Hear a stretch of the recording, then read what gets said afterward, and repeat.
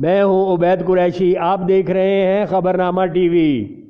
Police foundation O9 महबूब मरकज़ 136 अड्डे और अटक पेट्रोल पंप के बिलमुकाबल अलहाज मलक महबूब ने जब भी Motors and rent a car का इफ्तिताह किया।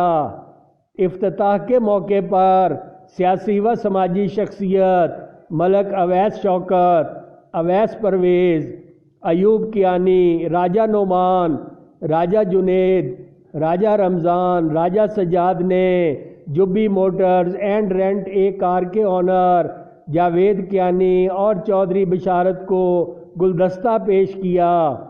इफ्तिताही तकरीब में खैर व बरकत के हसूल के लिए मलक महबूब ने दुआए खैर भी फरमाई। आने वाले मेहमानों के लिए रिफ़्रेशमेंट का इंतज़ाम भी किया गया। जावेद कियानी और चौधरी बिशारत अली ने इलाका के लोगों को अच्छी सर्विस देने की यकीन दहानी भी कराई। देखते रहिए खबरनामा टीवी, पढ़ते रहिए खबरनामा मैगज़ीन। अकासी राजा साजिद, हमारा चैनल सब्सक्राइब कीजिए। शुक्रिया।